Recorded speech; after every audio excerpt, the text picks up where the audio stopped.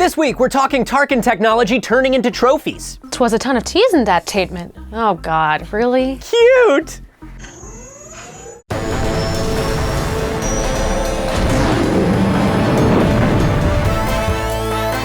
This week on the Star Wars Show, we talk to the Academy Award-winning effects artist behind Tarkin. We play another exciting round of hyperspace trivia and much, much more. Now, from the Lucasfilm headquarters, it's the Star Wars Show. Hey, I'm Anthony Carboni. And I'm Andy Gutierrez. Welcome to the Star Wars Show, the only Star Wars show on the internet that has 2 Academy Award winners on their couch this week. That legally checks out. So take that! Television shows with your endless cavalcade of award-winning A-list celebrities. Looking at you, Ellen. Ellen. We got stuff to talk about, so come hang out. Starting things off with some celebration news, as we usually do here. One-time Star Wars show set decorator and full-time protocol droid Anthony Daniels will once again headline his own one-man show at Celebration. The panel, consisting of stories and Q&A from the audience, will take place on Saturday, April 15th. I will listen to Anthony Daniels talk about anything, anytime, anywhere. Then you should go to his panel. Then maybe I will! He's going to join other previously announced Celebration guests like Billy D. Williams, Alan Tudyk, Matthew Wood, and Vanessa Marshall. And this just in, the multi-talented and super charming Riz Ahmed will also be in Orlando for Celebration. For tickets and more information, head to StarWarsCelebration.com. Shifting over to video games, Star Wars Galaxy of Heroes is adding a ton of Rebels content this month. There's the Hera and Chopper packs, which are currently available, a Kanan Packin event beginning tomorrow, followed by a Zeb Packin event on the 23rd, Ezra on the 30th, Sabine on April 6th, and the Ghost on April 13th. Sabine and the Ghost. I am ready for this. Jam-packed.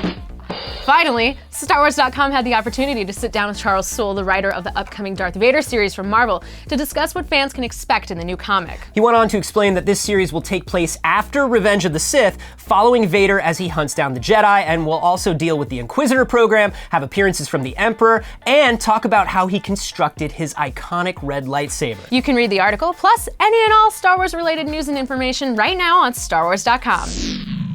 You got to admit, it's a very good picture of BB-8. I know. Oh, Hey, hi, Andy. what are you reading? It's a droid thing. You wouldn't really be interested. All right then. Okay. Bye. See ya. Yeah, I didn't mean it. I'm terribly sorry. Hey, you know what? Maybe I could get you a red one. Yeah. Sorry. The captain says you are a friend. I will not kill you. Hey guys, this week we are joined on the couch by 2 of the amazing artists from ILM. We've got Paige Warner and Brian Cantwell. You guys were recently recognized by the Academy. You got a Technical Achievement Award. Was this the first Academy Award that you've received? Yes.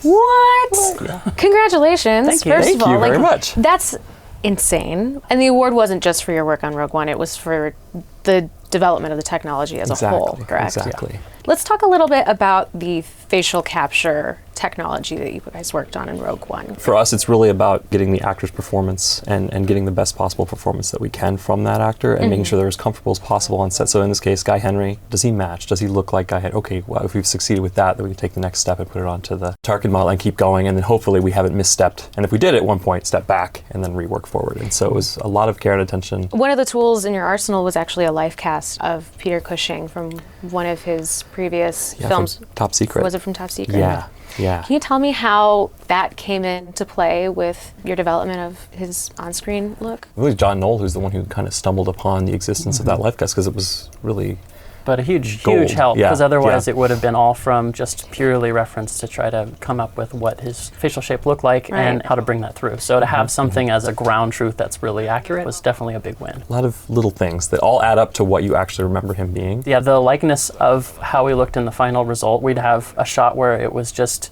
spot on and we were really happy with it. And then there'd be one where his head was slightly turned a different angle and it would just look completely different. And trying to bring that look back to get what it really looks like Tarkin, even having a life cast and all this different reference and everything, it still is a really big challenge to make sure that every shot actually looks like him. Did you guys work on Carrie as well? Or Yes. What was that like? It was approached a little differently, which added its own challenges to try to add a little bit back. They really wanted the hope to come through with a bit of a smile in it. The amount of weight on that smile at the end of that movie, because it had to be the right smile. She couldn't look happy. Right. It was really rewarding when we heard news from Carrie after she had seen it that she thought it was archival footage that we had manipulated her mouth. And so the fact that it wasn't that, and there was a lot more work that went into it, but it was a nice thing to hear back. Congratulations on your award, but also on all the hard work. It's, you know, Thank you very much. Driving movies forward and making people really happy, so we really appreciate it. We're here at Disneyland in Anaheim, California, and it is Season of the Force. We are about to ride Hyperspace Mountain, but of course, we can't just ride the ride and have fun. No. Wow. Our producer Scott would not allow us to do that. So instead, what's gonna happen is, as we are riding, he is going to rapid fire read us a bunch of Star Wars facts. Yes. And then quiz us on them as we are trying to ride and listen to him and pay attention and focus. What could go wrong? So many things could go wrong. Rogue One, a Star Wars story directed by Gareth Edwards, was released on December 16, 2016 with a final runtime of 133 minutes.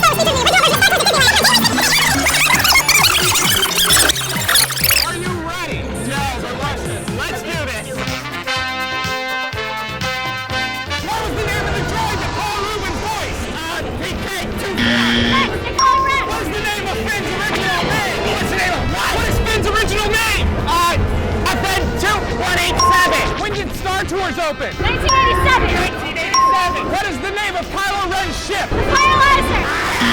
What country does Hina Suetama play basketball for? I don't know. Finland. What is the name of the Rebels episode that featured Darth Vader's last appearance on the show? Twilight of the Apprentice. What day did Rogue One release in theaters? I should know. I was there. December 16, 2016. Congratulations, Andy. You got all of the questions correct. Great job, Anthony. Was it? No. Okay, first of all, let's just make it known that I only missed a couple of questions. Yeah, but that was enough to lose. I am undefeated, 2-0. I am the champ. You come at the Very boss, gracious you champ get at destroyed. that. You know what? It's fine. It's fine. I'm just gonna power through this celebrating by talking about those rad rebels, Andy. Like how Nathaniel Maloney relates most to AP5 because of his singing skills and cutting one-liners, while Christian Vogt gave some love to the A-Wing pilots, regardless of their habit of blowing up and dying. And while tons of you gave a lot of love to the main cast, the clear winner was our own priceless screen-use droid, Chopper. Come on in here and celebrate, buddy. See? Just gonna let him keep doing that. It's his favorite move. It's your moment, pal. Thanks for watching. May the Force be with you. It's just gonna go like this. And you said I celebrate excessively. 2? Nope. Hey, I'm Anthony Carboni. Hey, I'm Anthony Carboni. And I'm Andy Gutierrez. Hey, I'm Anthony Carboni. And I'm